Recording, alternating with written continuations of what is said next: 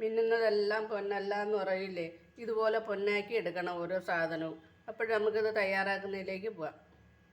ഒരു 1.5 കപ്പ് ഗോതമ്പ് പൊടിയാണ് ഞാൻ ഇവിടെ എടുത്തിരിക്കുന്നത്. അതിലേക്ക് കുറച്ച് തേങ്ങ, നമ്മൾ കയ്യിലുള്ള കണക്ക് ഇട്ടാൽ മതി. തേങ്ങ ഇച്ചിരി കൂടിയാലും കുഴപ്പമൊന്നുമില്ല. ഒരു 1/2 കപ്പ് ചോറ്. പിന്നെ ഞാൻ ഇതിൻ്റെ കൂടെ ഇടുന്നതെന്ന് പറഞ്ഞാൽ മാങ്ങയാണ്. 2 മാങ്ങ ഇതിപ്പോൾ ചെത്തി എടുത്തിട്ടുണ്ട്. ഇനി ഒരു 1/4 ടീസ്പൂൺ ഉപ്പിട്ട് കൊടുക്കാം. ഇനി മാങ്ങയുടെ മധുരം കൂടാതെ കൂടുതൽ മധുരം വേണമെന്നുള്ളവർക്ക് പഞ്ചസാര ഇടാം. നല്ല മധുരമുള്ള മാങ്ങ ആയതുകൊണ്ട് ഞാൻ പഞ്ചസാര ചേർക്കുന്നില്ല. ഇത്രയും വെച്ച് ഇനി മിക്സിയിൽ അരച്ചുകൊണ്ട് വരാം. അപ്പോൾ ഇത് അരച്ചെടുക്കുന്നതിനായിട്ട് 1/2 ഗ്ലാസ് വെള്ളമാണ് ഞാൻ ഇതിലേക്ക് ഒഴിക്കുന്നത്. അരച്ചെടുത്ത മിക്സ് പാത്രത്തിലേക്ക് ഒഴിക്കാം.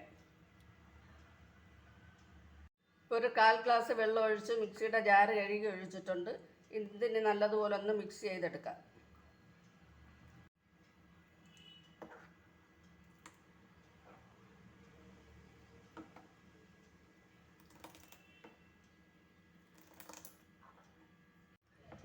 ഇനി നമുക്ക് പാനിലേക്ക് കോരിയൊഴിച്ച് ചുട്ടെടുക്കാം. പാനിലേക്ക് എണ്ണ തടവിയതിന് ശേഷം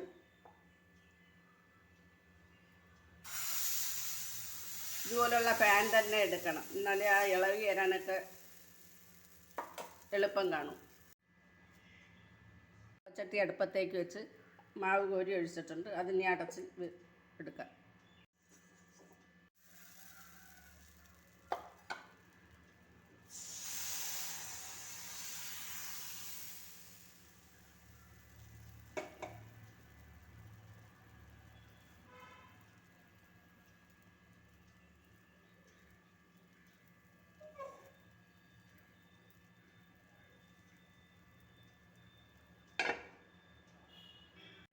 ഇപ്പോൾ നമ്മൾ ഒരേ മാവിൽ തന്നെ തയ്യാറാക്കിയ അപ്പവും ദോശയും ഇവിടെ റെഡി ആയിട്ടുണ്ട്. നല്ല ടേസ്റ്റാണ്. എല്ലാവരും ഉണ്ടാക്കി നോക്കണം. മാങ്ങ ആർക്കും വേസ്റ്റാക്കി കളയണ്ട.